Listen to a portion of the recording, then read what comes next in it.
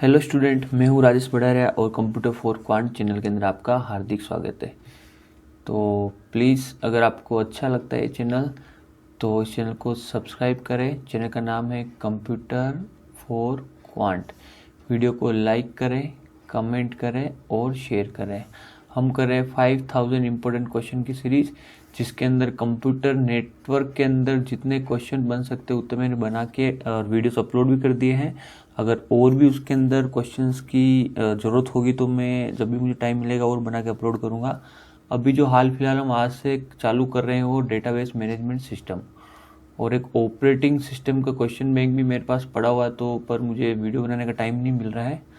तो जैसे भी टाइम मिलेगा उसका भी मैं अपलोड कर दूंगा। ओके, तो चलिए शुरू करते हैं बिल्कुल बेसिक से DBMS के। फर्स्ट क्वेश्चन देखिए, facts that can be recorded और स्टोर्ड।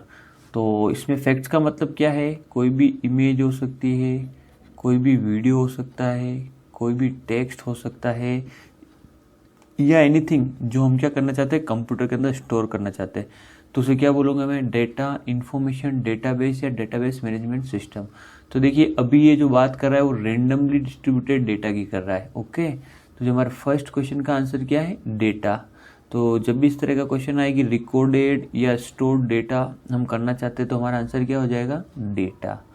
फिर देखिए हम क्या करते हैं, डेटा को जब प्रोसेस करेंगे, डेटा को हम क्या करेंगे? प्रोसेस करेंगे, तो वो क्या बन जाएगी? एक इंफॉर्मेशन। क्या बन जाएगी? एक इंफॉर्मेशन। तो देखिए अगर इसका एग्जांपल मैं देना चाहूँ तो देखिए जैसे कुछ ये वर्ड लिखे हुए हैं,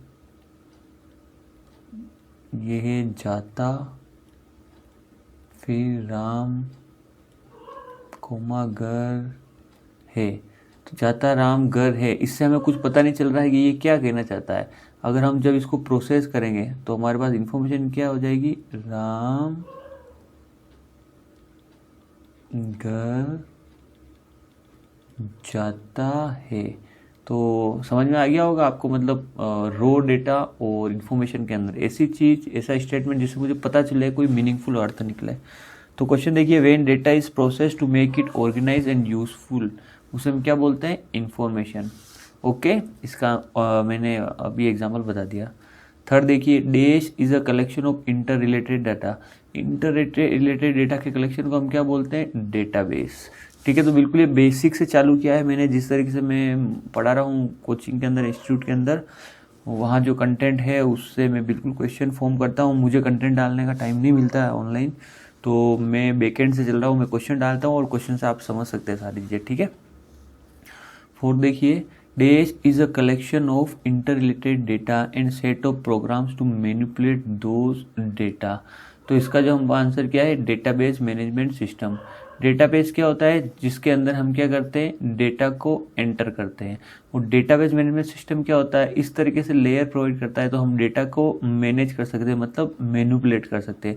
जैसे डेटा को इंसर्ट कर दिया है हमने तो उसको फिर डिलीट भी कर सकते हैं। अगर मुझे उसको मॉडिफाई करना है तो मैं मॉडिफाई भी कर सकता हूँ। ओके, तो बहुत सारी चीज़ कर सकते हैं हम किसके अंदर? डेटाबेस मैनेजमेंट सिस्टम के अंदर। ओके, तो जो लैंग्वेजेस यूज़ करते हैं कौन कौन सी, जैसे SQL, ओरेकल। ओके, तो बहुत सारे हैं ये डेटाबेस मैनेज करने के लिए। चलिए फिर नेक्स्ट देखिए, फिफ्थ क्या है? Meta data is. Meta data क्या होता है? Data information, data about data, DBMS। तो आप सबको पता होगा कि डेटा अबाउट डेटा को हम क्या बोलते हैं? मेटा डेटा बोलते हैं। ओके, चलिए नेक्स्ट क्वेश्चन देखिए, dash is an information repository which contains Meta data. ऐसी रिपोजिटरी या ऐसा कंटेनर जिसके अंदर हम मेटा डेटा रखते हैं उसे हम क्या बोलेंगे? Data dictionary. ये सेम उसी तरीके से जो हम डिक्शनरी यूज़ करते हैं ना ऑक्सफोर्ड की, जैसे कोई वर्ड्स, मुझे वर्ड समझ में नहीं आ रहा, मुझे एक्सेप्ट है या रिटर्न का हिंदी में अर्थ क्या होता है, विच का अर्थ क्या होता है, तो हम क्या करते हैं? डिक्शनरी ओपन करके देते हैं और डिक्शनरी के अंदर क्या होता है? वो मेटा डेटा होता है, डेटा अबाउट डेटा। ठीक है, इस तरीके से आप याद रख सकते हैं। और इन नेक्स्ट देखिए, dash is an information repository which store data. ऐसी रिपोजिटरी वो क्या करती है? डेटा को स्टोर करती है। इसका आंसर क्या है हमारा? Data warehouse. Data warehouse वो हाउस होता है जिसके अंदर 50 साल से 100 साल या इससे भी ज़्यादा ईयर के डेटा क्या कर रहे हैं, केप्ट किए जाते हैं, रखे जाते हैं, और जब जब भी इनकी ज़रूरत पड़ती है तो इनको हम यूज़ करते रहते हैं। जैसे देखिए क्रिकेट के अंदर आपको पता है कि ब्रायन लारा कब खेला था, तो उसका डेटा भी रहता है इनके पास, और ये कंपेयर करते रहते हैं। और जो भी एडम गिलक्रिस्ट कब खेला था, इनका डेटा भी रहता है। तो ये सारे के सारे डेटा कहाँ रखा जाता है, एक डेटा वेयर हाउस के अंदर, ठीक है, ओल्ड डाटा रखा जाता है। ओके।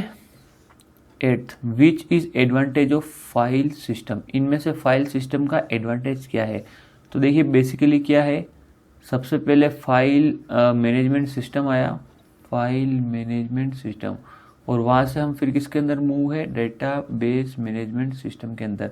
तो फाइल मैनेजमेंट सिस्टम के क्या डिसएडवांटेज थे जिसके कारण हमें डेटाबेस मैनेजमेंट सिस्टम का यूज़ करना पड़ा।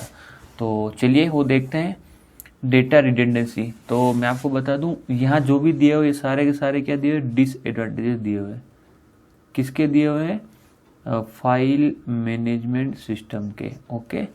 तो अगर हम फाइल मैनेजमेंट सिस्टम यूज़ करें तो हमारे पास क्या क्या डिसएडवांटेजेस है, डेटा रिडेंडेंसी। रिडेंडेंसी का अर्थ क्या होता है, डुप्लीकेशन ऑफ डेटा। मतलब अगर हम फाइल सिस्टम को यूज़ करते हैं तो डुप्लीकेट डेटा हमारे पास बहुत ज़्यादा रहता है।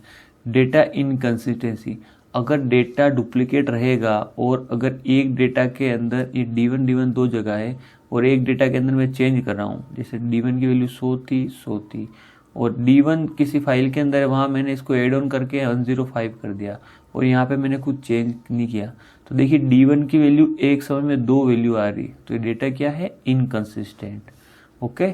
Difficulty in accessing data, data को ढूंढना, उसको एक्सेस करना क्या है, डिफिकल्ट है, किसके अंदर, फाइल मैनेजमेंट सिस्टम के अंदर। डेटा आइसोलेशन, डेटा क्या अलग अलग नहीं मिलता है, अलग अलग फॉर्मेट के अंदर हमें उपलब्ध नहीं होता है, किसके अंदर, फाइल मैनेजमेंट सिस्टम के अंदर। इंटीग्रिटी प्रॉब्लम्स, इंटीग्रिटी प्रॉब्लम्स क्या हो गया, मान लीजिए इसके ऊपर कुछ रूल्स लगा रखा है D1 के ऊपर कि जो बैलेंस है वो हमेशा 1000 से ज़्यादा ही होगा। अब देखिए क्या होता है, एक सारी कैलकुलेशन हो जाती है, उसके बाद हमें अगर ये चेंज करना होता है तो फाइल मैनेजमेंट सिस्टम के अंदर चेंज करना लगभग बहुत ज़्यादा मुश्किल होता है, इसलिए इसके अंदर इंटीग्रिटी प्रॉब्लम अराइज होती है। एटोमिसिटी प्रॉब्लम, यानी डेटा एटोमिसिटी का मतलब 0% या 100%। मान लीजिए फाइल मैनेजमेंट सिस्टम के अंदर आप वर्क कर रहे हैं और लाइट चली गई, तो आपका वर्क क्या हो गया, उस समय आधा का आधा रह गया और आपको पता ही नहीं कि मैंने कहाँ से शुरू किया था, कहाँ पे ख़त्म किया। ये केस क्या होता है, डेटाबेस मैनेजमेंट सिस्टम के अंदर नहीं होता है। मान लीजिए आपने क्या किया, एक ट्रांजेक्शन ऑपरेट किया और आपने किसी के खाते से, अपने खाते से 1000 रुपये निकाले। ओके। और जैसे आपने 1000 रुपये निकाले और लाइट चली गई, ठीक है, तो वो पैसे निकले नहीं पर आपके खाते से कट गए, तो इस केस के अंदर वो क्या होगा, या तो 0% ट्रांजेक्शन होगा, मतलब या तो ट्रांजेक्शन को रद्द कर दिया जाएगा या ट्रांजेक्शन को 100% मान लिया जाएगा। तो अगर आपके पास कैश नहीं आया है तो ट्रांजेक्शन क्या हो जाता है, वापस रिवर्ट हो जाता है। इसीलिए फाइल मैनेजमेंट सिस्टम के अंदर एटोमिसिटी प्रॉब्लम रहती है, जबकि फाइल मैनेजमेंट DBMS के अंदर ऐसी कोई प्रॉब्लम नहीं रहती है। Concurrent access, file management system के अंदर अगर आप एक बार में एक से ज़्यादा यूज़र एक्सेस करना चाहते हैं इस फाइल को, तो वो नहीं कर पाते, हम उसको क्या बोलते हैं, कंकरेंट एक्सेस। जबकि डेटाबेस मैनेजमेंट सिस्टम के अंदर एक बार में एक सर ने कितने ही यूज़र डेटाबेस को एक्सेस करते हैं ना।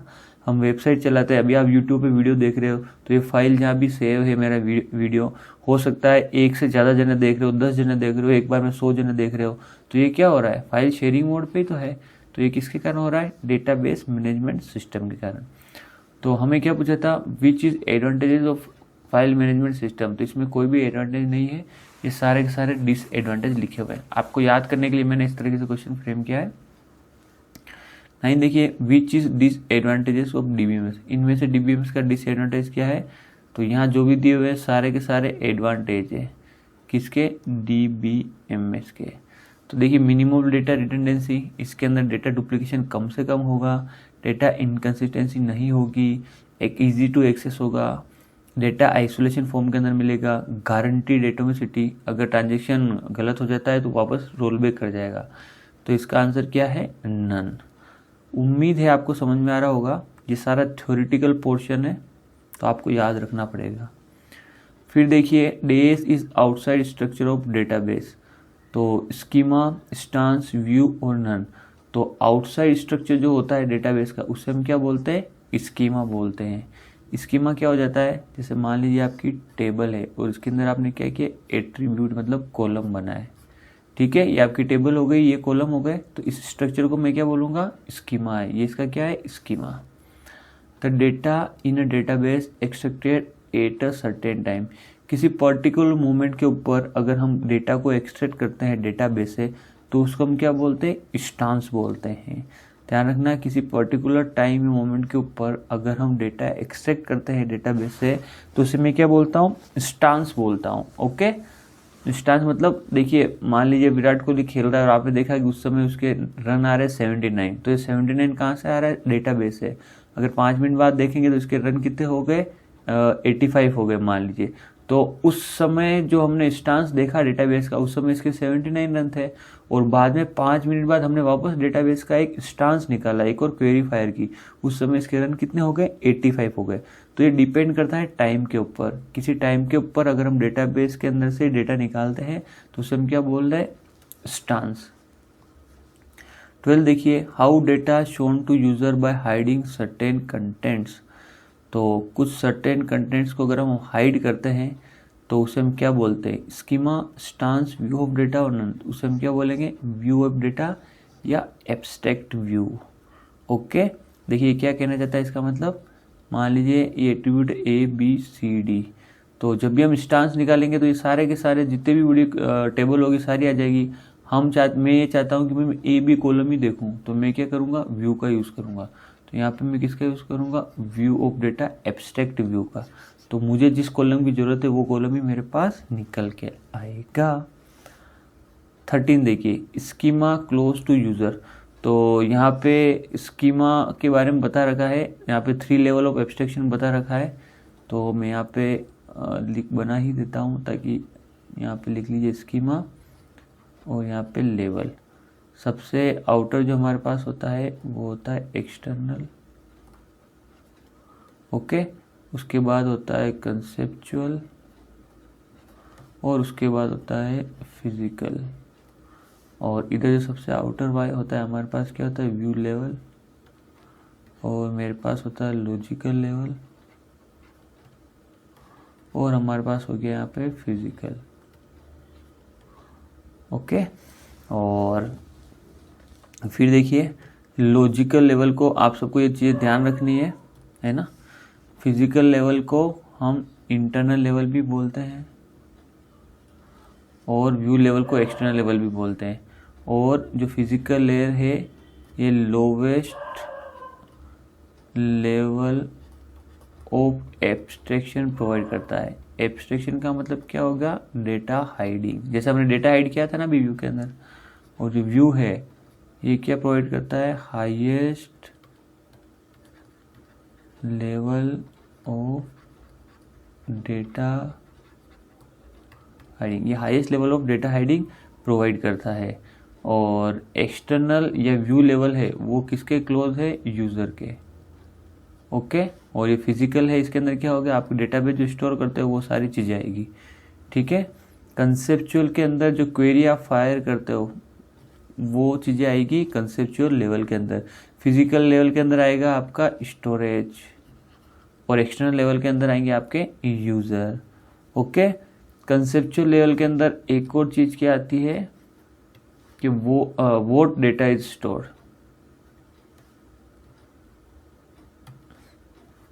डेटा को क्या डेटा स्टोर करना है ना। समझ में आ रहा है ना आप सभी को मेरे ख्याल से। तो इस तरह के क्वेश्चन एग्जाम के अंदर आते हैं। देखिए व्हाट डेटा इज स्टोर, ये कौन से लेवल के अंदर होता है, कंसेप्चुअल या लॉजिकल। और फिजिकल के अंदर क्या होता है, हाउ डेटा इज स्टोर। तो ये चीज़ें आपको ध्यान रखनी है। 3 तरह के स्कीमा है, एक्सटर्नल, कंसेप्चुअल और फिजिकल, या लेवल है व्यू लेवल, लॉजिकल लेवल और फिजिकल लेवल। तो आपको ये अच्छी तरीके से याद रखना है, डायरेक्ट क्वेश्चन आते हैं एग्जाम के अंदर। तो चलिए क्वेश्चन कैसे आएंगे। Schema close to user, user के क्लोज कौन सा स्कीमा है, फिजिकल, कंसेप्चुअल या एक्सटर्नल। देखिए फिजिकल तो बहुत दूर है, फिर कंसेप्चुअल, एक्सटर्नल, एक्सटर्नल सबसे पास है। इसका आंसर क्या हो जाएगा, external. How data is store tells by, data कैसे स्टोर करेंगे ये चीज़ कौन बताएगी, यहाँ देखिए कंसेप्चुअल बताएगा क्या डेटा स्टोर किया, और फिजिकल बताएगा आपको कैसे स्टोर करें। तो ऑप्शन में देखिए फिजिकल है, हाँ है। वो data is store tell by, क्या डेटा स्टोर किया कौन बताएगा, फिजिकल, कंसेप्चुअल, एक्सटर्नल और नन। तो अगर आपको ये समझ में आ गया तो डायरेक्ट आंसर आ जाएंगे। तो क्या डेटा स्टोर किया कौन बताएगा आपको, कंसेप्चुअल स्कीमा, ध्यान रखना है ना, तो बी आंसर है। Queries are return in schema, queries कौन से स्कीमा के अंदर रिटर्न की जाती है, कंसेप्चुअल स्कीमा के अंदर। Highest level of data abstraction, highest level of data abstraction कौन देता है आपको, व्यू लेवल, यहाँ मैंने बता रखा है ऊपर। Internal level is, internal level को हम क्या बोलते हैं, फिजिकल लेवल। यहाँ आप देखते जाइएगा वीडियो थोड़ा बैक करके, यहाँ पे बता रखा है देखिए, highest level of data abstraction यहाँ है, और क्या पूछा था इंटरनल, तो क्या हो गया ये फिजिकल, ठीक है। Lowest level of data abstraction कौन प्रोवाइड करता है आपको, physical level. Changing storage of database without affecting conceptual and external schema is physical data independence, logical data independence, external data independence और नन। अब ये क्या कह रहा है देखिए, ये क्या चेंज कर रहा है इसका, स्टोरेज। तो यहाँ पे आ जाइए आप, देखिए changing storage of database without affecting external और कंसेप्चुअल स्कीमा। तो मान लीजिए आप डेटाबेस का जो स्टोरेज सिस्टम है चेंज करना चाहते हैं, और ये जो चेंज कर रहे हैं आप इसके अंदर, इसमें आप न ही एक्सटर्नल स्कीमा को इफेक्ट कर रहे हैं न ही कंसेप्चुअल को, तो इसको हम क्या बोलेंगे, फिजिकल डेटा इंडिपेंडेंस। क्या बोलेंगे, फिजिकल डेटा इंडिपेंडेंस। जिसको चेंज करे उसको हम बोलेंगे डेटा इंडिपेंडेंस, ठीक है। और अगर आप इसी तरीके से कंसेप्चुअल स्कीमा है उसको चेंज करना चाहते हो, मतलब कुछ क्वेरी चेंज करना चाहते हो विदाउट अफेक्टिंग एक्सटर्नल और फिजिकल स्कीमा, तो उसको हम क्या बोलेंगे, कंसेप्चुअल डेटा इंडिपेंडेंस। ओके, बहुत ही सिंपल है और बिल्कुल प्योर थ्योरी है ये। तो इसके अंदर क्या हो जाएगा, आप स्टोरेज चेंज करना चाहते हो, स्टोरेज कौन से स्कीमा के अंदर है, फिजिकल, तो इसका आंसर हो जाएगा फिजिकल। आप modifying conceptual schema without affecting physical और लॉजिकल, तो इस केस के अंदर आपके क्या आ जाएगा आंसर, यहाँ पे फिजिकल और एक्सटर्नल होगा, है ना, फिजिकल और एक्सटर्नल स्कीमा। तो इसका आंसर क्या हो जाएगा आपका, लॉजिकल डेटा इंडिपेंडेंस। 19 देखिए, user which has very less knowledge of database is. तो देखिए 3-4 तरह के यूज़र डिफाइन किए गए हैं, तो क्वेश्चन से ही कर लेते हैं हम। ऐसा यूज़र जिसको डेटाबेस का बहुत कम नॉलेज है उसे हम क्या बोलते हैं, हाँ नेटिव यूज़र। नेटिव मतलब नई हुई है ना, नया यूज़र, जो नया नया आया है ना उसको नेटिव यूज़र बोलते हैं, या कौन से बोलते हैं, naive user, naive user. Okay, spelling लिख रखी मैंने NAIVE, जिसको बहुत कम नॉलेज है। User who use database query language to interact with database, वो डेटाबेस क्वेरी लैंग्वेज का यूज़ करता है, तो उस तरह के यूज़र को हम क्या बोलते हैं, सोफिस्टिकेटेड यूज़र। क्या बोलते हैं, sophisticated user. User who use certain tools for database, कुछ टूल्स का यूज़ करता है तो उसे हम क्या बोलते हैं, एप्लीकेशन यूज़र। क्या बोलते हैं उसको, एप्लीकेशन यूज़र। और ऐसे यूज़र जो स्पेशलाइज होते हैं अपने फील्ड के अंदर उसे हम क्या बोलते हैं, स्पेशलाइज्ड यूज़र। 22 देखिए, a person who has central control of both data and program. ऐसा व्यक्ति जिसके ऊपर डेटा और प्रोग्राम दोनों का कंट्रोल है उसे हम क्या बोलेंगे, सोफिस्टिकेटेड नहीं, एप्लीकेशन नहीं, नेटिव नहीं, डेटाबेस एडमिनिस्ट्रेटर। क्या बोलेंगे हम, DBA। ओके, तो ये सारी थ्योरी है, इसलिए मैं क्वेश्चन के बिहाफ पे ही कर रहे हैं हम डायरेक्ट। 26 देखिए, डेज इज अ थिंग और पर्सन और ऑब्जेक्ट इन रियल वर्ल्ड। चलिए अब हम जो एंटर हो गए हैं वो किसके अंदर हो गए हैं, ER मॉडल के अंदर। ER मॉडल को क्या बोलते हैं, एंटिटी रिलेशनशिप मॉडल। क्या बोलते हैं, एंटिटी रिलेशनशिप मॉडल। और ER मॉडल की हमें ज़रूरत कहाँ पड़ती है, जब भी हमें एक डेटाबेस डिज़ाइन करना होता है तो उसका खाका तैयार करने के लिए, उसकी आउटलाइनिंग करने के लिए, उसका आउटसाइड स्ट्रक्चर तैयार करने के लिए हम ER मॉडल का यूज़ करते हैं। और ER मॉडल के अंदर कुछ ग्राफिकल रिप्रेजेंटेशन होते हैं जिससे टेबल्स को बनाने में लेटर ऑन जब हम ER मॉडल से टेबल के अंदर कन्वर्ट करते हैं वो आसानी हो जाती है। ओके, और चीज़ें कॉम्प्लिकेट नहीं होती, सिंपल हो जाती है। ठीक है, तो देखिए क्या कह रहा है ये, इज़ अ थिंग और पर्सन और object in a real world. तो कोई थिंग, पर्सन या ऑब्जेक्ट रियल वर्ल्ड के अंदर है, उसे हम क्या बोलते हैं, एंटिटी।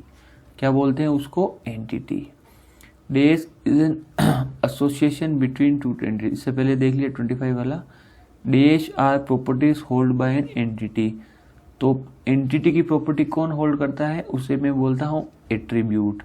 और this is an association between two entities. दो एंटिटीज के बीच में अगर कोई कनेक्शन बना रहा है, रिश्ता बना रहा है, उसे मैं क्या बोलूँगा, relationship.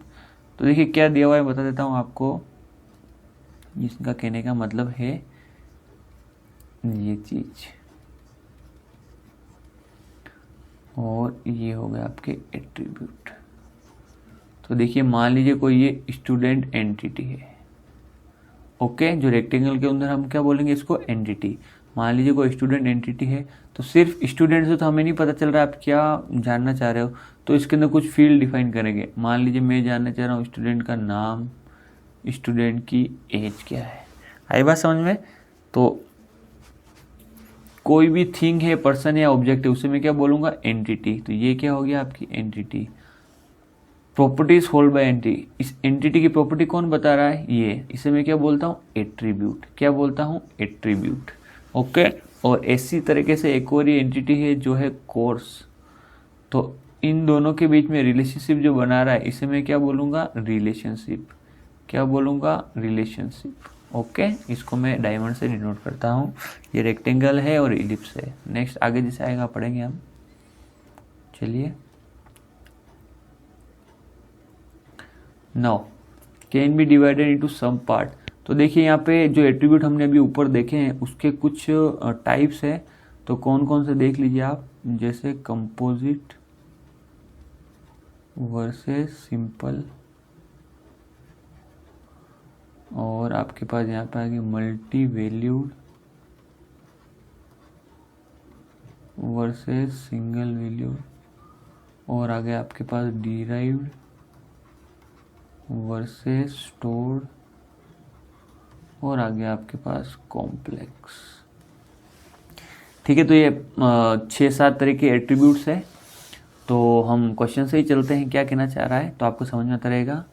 Can be divided into सब पार्ट। ऐसे एट्रीब्यूट्स जिसको मैं सब पार्ट के अंदर डिवाइड कर सकता हूँ उनको हम बोलते हैं कंपोजिट एट्रीब्यूट्स।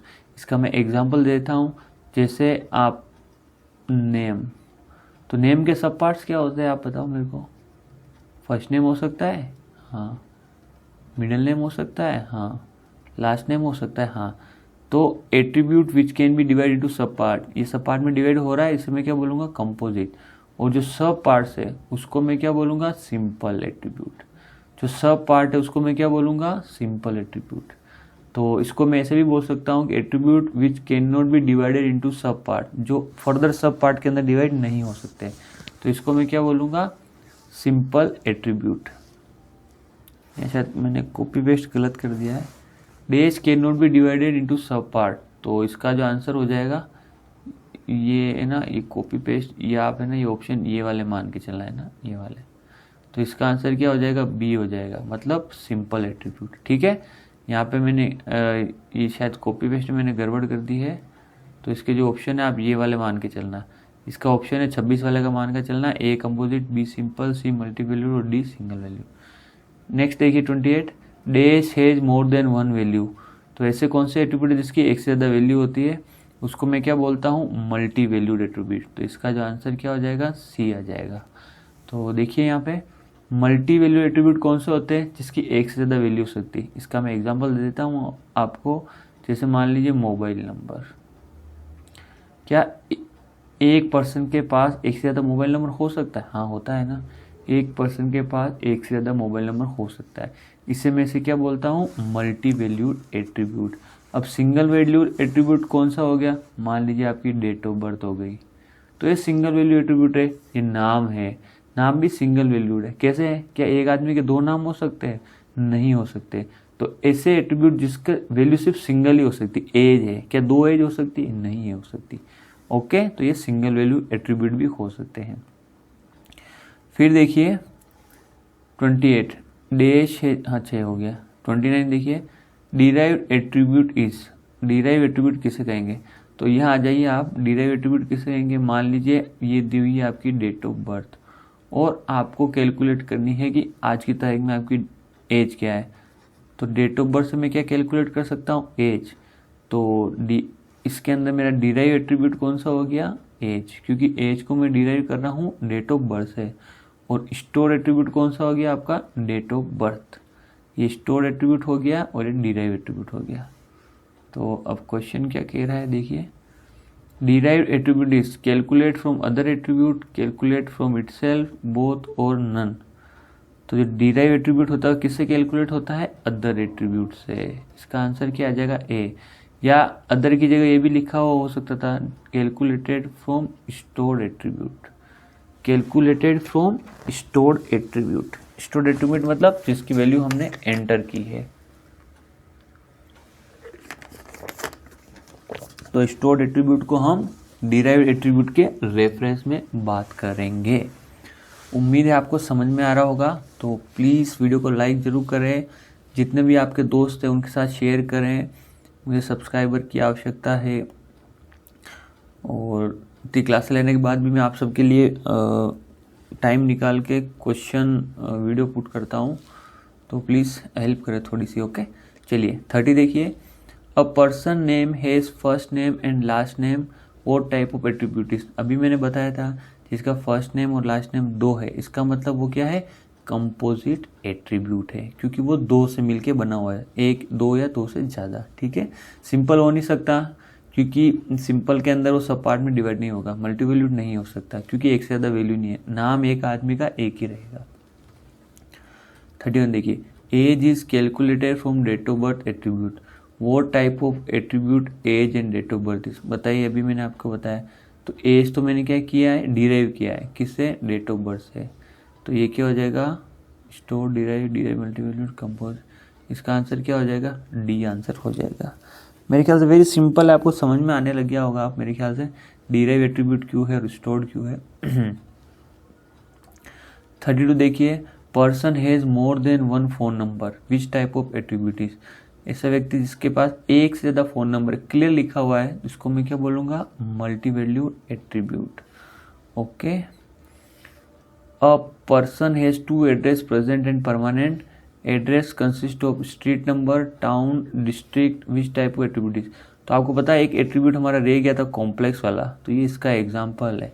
तो इसका आंसर एक कॉम्प्लेक्स है। कैसे है मैं बता दूँ, कॉम्प्लेक्स एट्रीब्यूट वो एट्रीब्यूट होते हैं, देखिए कॉम्प्लेक्स एट्रीब्यूट वो एट्रीब्यूट होते हैं जो कंपोजिट भी होते हैं और जो मल्टी वैल्यूड एट्रीब्यूट भी होते हैं। ओके, तो अब कंपोजिट कैसे हैं देख ले, सबसे पहले देख ले मल्टी वैल्यूड कैसे हैं। तो यहाँ पे देखिए एड्रेस के अंदर क्या दिया हुआ है, इसके बाद 2 एड्रेस है, प्रेजेंट और परमानेंट। मोबाइल की तरह हो गया, 2 उसके पास मोबाइल्स है। तो एड्रेस कैसे हो गया? एक ही एड्रेस है A1, एक ही एड्रेस है A2, इसलिए कौन सा हो गया? ये मल्टी वैल्यूड एट्रीब्यूट। फिर देखिए आगे क्या लिखा हुआ है, हर एड्रेस के अंदर क्या है? स्ट्रीट नंबर है, टाउन है और डिस्ट्रिक्ट है। इसका मतलब एड्रेस के अंदर भी टुकड़े हैं जिसके अंदर क्या क्या बता रखा है? स्ट्रीट नंबर, टाउन और डिस्ट्रिक्ट। तो ये इस हिसाब से ये एड्रेस कौन सा एट्रीब्यूट हो गया? अपने आप में अलग से एक कंपोजिट एट्रीब्यूट हो गया। कौन सा हो गया? कंपोजिट। समझ में आ रहा है? 2 एड्रेस है इसलिए मल्टी वैल्यूड है और एड्रेस को हम सब पार्ट में डिवाइड कर सकते हैं इसलिए कंपोजिट है। तो मैंने क्या बोला, जहाँ भी कंपोजिट और मल्टी वैल्यूड दोनों हो उसे मैं क्या बोलूँगा? Complex attribute. ओके, चलिए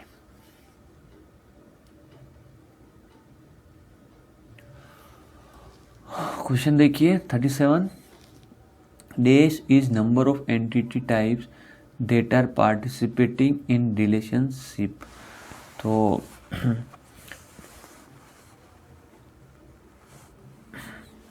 यहाँ कहने का मतलब क्या है, यहाँ आप देखिए कितने एंटिटी एक रिलेशनशिप के अंदर पार्टिसिपेट कर रहे हैं। तो देखिए इस रिलेशनशिप के अंदर कितने एंटिटी पार्टिसिपेट कर रहे हैं? 2। तो इसको हम क्या बोलेंगे, इसकी डिग्री कितनी है, 2। तो number of entity types participating in relationship is called degree. Maximum number of relationship in which an entity can participate, maximum number of relationship जिसके अंदर एक एंटिटी पार्टिसिपेट करेगी उसे हम क्या बोलेंगे, कार्डिनलिटी, उसे हम क्या बोलेंगे, कार्डिनलिटी। और यहाँ देखिए minimum number of relationship in which an entity can participate, उसे हम क्या बोलेंगे, पार्टिसिपेशन। वेरी इंपॉर्टेंट है, अगर आपको पूछे मैक्सिमम आ जाएगी भाई, एंटिटी मैक्सिमम कितने के अंदर पार्टिसिपेट कर सकती है, तो उसे आप क्या बोलोगे, कार्डिनलिटी। और ये आ जाएगी मिनिमम रिलेशनशिप बताओ जिसके अंदर एंटिटी पार्टिसिपेट करती है, उसे क्या बोलेंगे, उसे हम क्या बोलेंगे, पार्टिसिपेशन। वेरी इंपॉर्टेंट है पार्टिसिपेशन। और जो कार्डिनलिटी होती है आपकी 2 तरह की होती है, एक तो होती है 1 और एक होती है आपकी मैनी। और इस कार्डिनलिटी से क्या पता चलता है मुझे, रिलेशनशिप 1 to many है, मैनी टू मैनी है, या 1 to 1 है। और पार्टिसिपेशन भी आपके 2 तरह के होता है, एक तो 0 होता है और एक होता है आपका 1। तो 0 का मतलब क्या हो गया, इसका जो पार्टिसिपेशन है वो क्या है, पार्शियल। और दूसरा 1 का मतलब क्या होगा, इसका जो पार्टिसिपेशन है वो टोटल है। तो फर्दर जैसे क्वेश्चन के अंदर हम आगे बढ़ेंगे तो ये आपको समझ में आ जाएगा कार्डिनलिटी क्या है, पार्टिसिपेशन क्या है।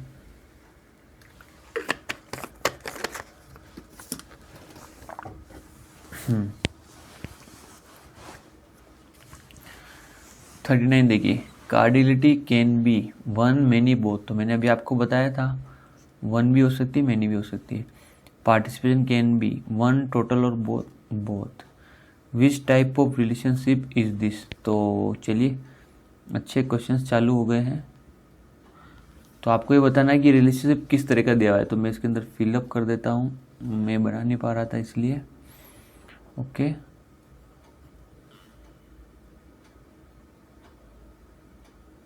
ओह शायद मुझे कुछ और फ्रेम करना था और मैंने कुछ और फ्रेम कर दिया। Which type of relation is this, नहीं बिल्कुल सही है। तो देखिए ये रिलेशन किस तरीका का है, अगर आप देख रहे हैं एम्प्लॉय से डिपार्टमेंट की साइड से, तो ये जो रिलेशनशिप है 1 to 1 है। क्या है, 1 to 1। तो इसका आंसर क्या हो जाएगा, 1 to 1। ये रिलेशनशिप किस टाइप का है, अगर आप देख रहे हैं एम्प्लॉय से डिपार्टमेंट साइड, तो किस साइड का है, मैनी टू 1। किस साइड का है, मैनी टू 1। तो देखिए मैनी टू 1 ऑप्शन में दे नहीं रखा है, तो ई ऑप्शन और लगा दीजिए और ये क्या हो जाएगा, मैनी टू 1।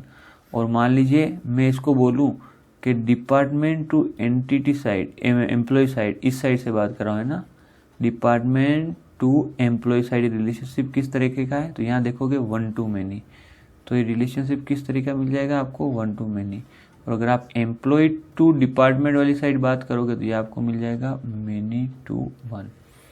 इसका अर्थ क्या है, बहुत सारे एम्प्लॉय एक डिपार्टमेंट के अंदर काम कर सकते हैं, पर और एक डिपार्टमेंट के अंदर बहुत सारे एम्प्लॉय काम कर सकते हैं। इसका क्या मतलब है, एक एम्प्लॉय एक डिपार्टमेंट के अंदर ही काम कर सकता है, एक डिपार्टमेंट के अंदर एक एम्प्लॉय ही काम कर सकता है।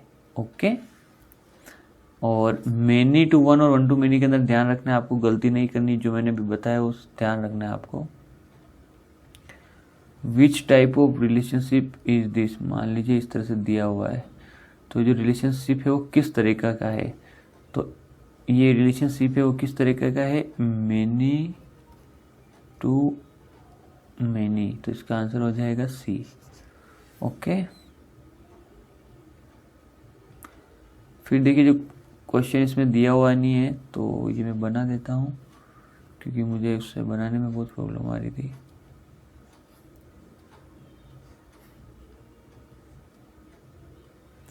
ये कोई एंटिटी दी हुई है और मान लीजिए 1 to 1 है ये, तो पूछा कि ये रिलेशनशिप किस तरीके का है। तो एक ये ध्यान दीजिए, सबसे बड़ी बात क्या है, यहाँ पे आपके पास एक ही एंटिटी है और आपके पास एक रिलेशनशिप है।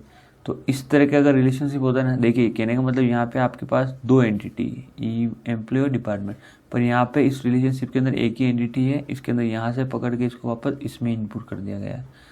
तो इस तरह के रिलेशनशिप को हम क्या बोलेंगे, रिकर्सिव रिलेशनशिप।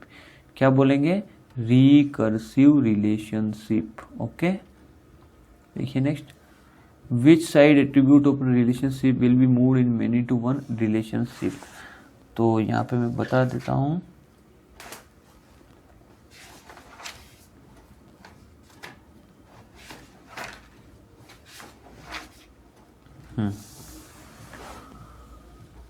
तो यहाँ पे एक एंटिटी बनी हुई है और यहाँ पे एक रिलेशन और एक यहाँ पे एंटिटी और यहाँ पे एक अगर रिलेशनशिप के अंदर एट्रीब्यूट दे रखा है। देखिए पहले हम क्या देख रहे थे, एंटिटी के अंदर एट्रीब्यूट दे रखा है। अब मैं बोल रहा हूँ अगर रिलेशनशिप के अंदर एट्रीब्यूट दे रखा है और रिलेशन कौन सा दे रखा है आपको, मेनी टू वन। ये एम लिखो या एन लिखो एक ही बात है ना। तो आप इस एट्रीब्यूट को जो इस रिलेशनशिप के अंदर है किस साइड मूव कराएंगे, हमेशा ध्यान रखना मेनी साइड। हमेशा क्या ध्यान रखो आप, किस साइड मूव कराओगे इसको, मेनी साइड मूव कराओगे। किसको, एट्रीब्यूट ऑफ रिलेशनशिप को। देखिए क्या दिया हुआ है, which side attribute of relationship, attribute of relationship will be moved in many to one relationship. तो जब भी ध्यान रखना है मेनी टू वन रिलेशनशिप हो तो आपको एट्रीब्यूट मेनी वाली साइड मूव करना है, यही ध्यान रखना है ना। डायरेक्ट क्वेश्चन आता है, इसका आंसर है ए। चलिए नेक्स्ट देखते हैं, which side attribute of relationship will be moved in many to one relationship. Okay, शायद मैंने कॉपी पेस्ट तो की पर क्वेश्चन चेंज करना भूल गया। देखिए क्या क्वेश्चन है ये, आप विच side attribute of relations will be moved इन, यहाँ पे कर दीजिए one two one relationship. Okay, तो देखिए क्वेश्चन किस तरीके से, ये आपको रिलेशनशिप दिया हुआ है एंटिटी, ओके, और ये आपका रिलेशनशिप है और ये आपकी एक और एंटिटी है, ये कुछ भी नहीं है ना ये।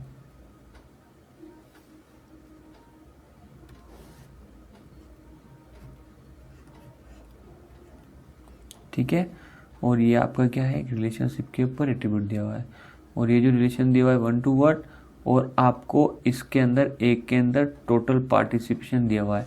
टोटल पार्टिसिपेशन का साइन होता है डबल लाइन। एंटिटी और रिलेशनशिप के अंदर बीच में अगर डबल लाइन है इसका मतलब इनका पार्टिसिपेशन टोटल है। मतलब जितने भी एंटिटी, ये E2 है और ये E1 है, जितने भी E2 के अंदर कैंडिडेट होंगे वो सारे के सारे रिलेशनशिप के अंदर टेक पार्ट कर रहे हैं। ओके, तो जब भी ऐसी कंडीशन हो, वन टू वन रिलेशनशिप दिया हुआ प्लस टोटल पार्टिसिपेशन दिया हुआ है, तो आपको हमेशा किस साइड मूव करना है, टोटल पार्टिसिपेशन वाली साइड। किस साइड मूव करना है, टोटल पार्टिसिपेशन वाली साइड। ये आप लिख लीजिए, वेरी इंपॉर्टेंट है। तो आप इसको किस साइड मूव करोगे, टोटल पार्टिसिपेशन वाली साइड। तो एक और ऑप्शन बना लीजिए, ई, टोटल पार्टिसिपेशन। तो इसका जो आंसर हो जाएगा वो ई हो जाएगा। ओके, देखिए मेनी टू वन है तो मेनी साइड मूव करोगे, और वन टू वन है और एक साइड आपको टोटल पार्टिसिपेशन दे रखा है तो टोटल पार्टिसिपेशन वाली आप साइड मूव करोगे, हमेशा दिया होगा ना। Which side of attribute of relationship be moved in many to many relationship. अगर रिलेशनशिप मेनी टू मेनी है तो किस साइड आप क्या करोगे, रिलेशनशिप के एट्रीब्यूट को मूव करोगे।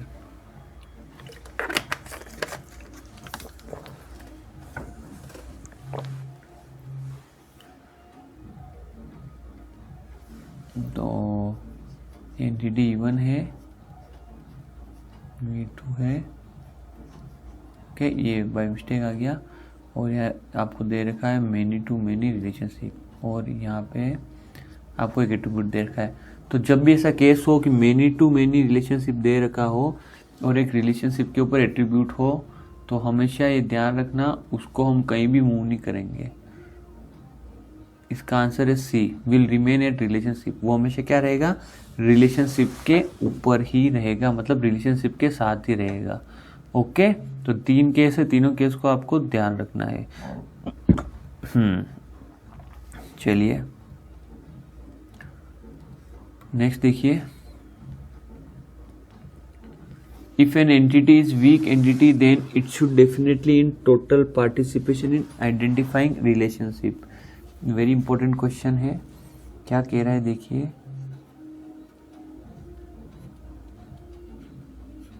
वीक एंटिटी क्या होती है? ऐसी एंटिटी जिसकी प्राइमरी की नहीं होती उसे हम वीक एंटिटी बोलते हैं, और उसको हम रिप्रेजेंट करते हैं डबल रेक्टेंगल से। किससे? डबल रेक्टेंगल से। ये क्या है? Weak entity. ओके, और जब भी वीक एंटिटी होगी तो उसके अंदर हमेशा टोटल पार्टिसिपेशन होगा। क्या होगा? Total participation. ध्यान रखना है आपको। क्या होगा? Total participation. और जो रिलेशन है वो क्या होगा? हमेशा आइडेंटिफाइंग रिलेशन। इस रिलेशन को हम क्या बोलते हैं? आइडेंटिफाइंग। किस केस के अंदर की बात कर रहा हूं मैं? वीक एंटिटी की। अभी तो हमने ये सारी चीजें पढ़ी, वो स्ट्रॉन्ग है। अगर सिंगल रेक्टेंगल है तो वो स्ट्रॉन्ग है, क्योंकि उनकी उनकी प्राइमरी की है। पर वीक एंटिटी की मान लीजिए कोई प्राइमरी की नहीं है किसी भी एंटिटी की, तो वो वीक एंटिटी बन जाएगी। Identifying relationship. ओके, तो समझने की कोशिश कीजिए। मेरे ख्याल से आपको थोड़ा समझ में आया होगा। जब भी डबल रेक्टेंगल होंगे उसे हम वीक एंटिटी बोलेंगे, और अगर वीक एंटिटी है तो 101% उसका रिलेशनशिप के साथ जो पार्टिसिपेशन है वो टोटल होना चाहिए। ये आपको ध्यान रखना, मैंडेटरी है, मस्ट है। और आइडेंटिफाइंग रिलेशनशिप को हम डबल डायमंड से रिप्रेजेंट करते हैं, डबल लाइन डायमंड। तो इसका जो आंसर है वो क्या है? True. If an entity is weak entity then it should definitely in total participation. अगर वीक है तो टोटल पार्टिसिपेशन होना बहुत जरूरी है। फिर देखिए, if there is a total participation it does not mean that entity is weak. क्या ट्रू या फॉल्स है? बिल्कुल ट्रू है। मान लीजिए अगर कोई टोटल पार्टिसिपेशन दे रखा है, इसका मतलब थोड़ी कि जो इसके साथ जो एंटिटी जुड़ी हुई है वो वीक एंटिटी। यहाँ देखिए ऊपर मैंने, यहाँ देखिए, यहाँ मैंने टोटल पार्टिसिपेशन का यूज किया था ना, टोटल पार्टिसिपेशन। तो इसके साथ जो एंटिटी जुड़ी हुई, क्या ये वीक है? क्या नहीं है। पर अगर ये वीक एंटिटी होती तो यहाँ टोटल पार्टिसिपेशन होना मस्ट है। पर अगर टोटल पार्टिसिपेशन है, इसका मतलब जो एंटिटी है वो वीक है, ऐसा जरूरी नहीं है।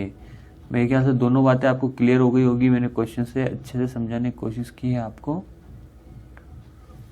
और ये सारी चीजें इंपॉर्टेंट हैं। रेक्टेंगल रिप्रेजेंट, तो देखिए कौन चीज क्या क्या रिप्रेजेंट करती है, तो इन क्वेश्चन के अंदर डायरेक्ट डाल दिया है, तो समझने की कोशिश कीजिए। रेक्टेंगल रिप्रेजेंट, तो मैंने आपको बताया है रेक्टेंगल किसे रिप्रेजेंट करता है? एक एंटिटी को। ओके, किसको? एंटिटी को। मैंने एग्जांपल लेके भी बताया, जैसे स्टूडेंट है, डिपार्टमेंट है, कोर्स है, एम्प्लॉय है। Double line rectangle represent, double line rectangle किसे रिप्रेजेंट करता है? मैंने अभी बताया, वीक एंटिटी को। डायमंड रिप्रेजेंट, ये तीनों तो हमने देख ही लिए। सिंगल लाइन डायमंड किसे रिप्रेजेंट करता है? रिलेशनशिप को। डबल लाइन डायमंड बताया आप मेरे को, डबल लाइन डायमंड क्या रिप्रेजेंट करता है? आइडेंटिफाइंग रिलेशनशिप, और ये हमेशा किसके अंदर होगा? वीक एंटिटी के अंदर ही होगा। ओके, इलिप्स रिप्रेजेंट, ये भी हम देख चुके हैं। इलिप्स किसे रिप्रेजेंट करता है? एट्रीब्यूट को। मैंने बताया था ना, अभी हमने देखे थे, ये इवन है, ये ये रिलेशनशिप है, ये एंटिटी है, और यहाँ पे मैंने ऐसे बताया था एट्रीब्यूट, इसके एट्रीब्यूट इस तरीके से, ठीक है ना, ऊपर जो हमने क्वेश्चन किया उसके अंदर। Ellipse with line inside it, ऐसा एलिप्स जिसके अंदर एक लाइन दे रखी है, मतलब अंडरलाइन। यहाँ पे मान लीजिए कोई एट्रीब्यूट, कोई नाम दे रखा ए, और इसके एक अंडरलाइन हो, इसका मतलब क्या हो गया? ये जो एट्रीब्यूट है वो क्या है? की एट्रीब्यूट है। क्या है? की attribute. Ellipse with dash line inside it, फिर वापस होकर वही, जैसे मान ए दे रखा है और इसके अंदर दे रखा है डैश, और ये हो गया आपका एट्रीब्यूट। ठीक है, तो अगर डैश लाइन दे रखी है इसका मतलब वो क्या है? पार्शियल की, पार्शियल की। और अगर मान लीजिए आपको सिंगल लाइन डैश दे रखा है, पूरा डैश मतलब अंडरलाइन कर रखी है, इसका मतलब वो आपकी की है। ठीक है, चलिए double line ellipse, double line ellipse क्या इंडिकेट करेगा? तो मैंने आपको बताया था, इसका मतलब क्या होगा? Multi valued attribute. जैसे एग्जांपल क्या हो गया आपका? Phone number. Dash line ellipse represent, अगर डैश लाइन इलिप्स है इस तरीके से, dash dash dash dash dash dash dash, तो इसको हम क्या बोलेंगे? Derived attribute. क्या बोलेंगे? Derived attribute. और डिराइव्ड एट्रीब्यूट का मैंने एग्जाम्पल क्या बताया था आपको? एज बताया था, जो किससे डिराइव हुई थी? डेट ऑफ बर्थ से। तो ये जो भी सिंबल बताया वो वेरी इंपॉर्टेंट है, एग्जाम के अंदर इनमें से एक क्वेश्चन मिलेगा आपको। फिर देखिए क्वेश्चन क्या दिया है, दो इन ER model for entities representation top down approach is followed by. तो आपको ये ध्यान रखना है, अगर अप्रोच टॉप टू डाउन है तो इससे हम क्या बोलेंगे? स्पेशलाइजेशन। और अगर अप्रोच बॉटम से टॉप है इसको मैं क्या बोलूँगा? जनरलाइजेशन। तो इसको मैं आपको एग्जांपल से भी समझा सकता हूँ अगर आप समझना चाहे। कहने का क्या मतलब है, मान लीजिए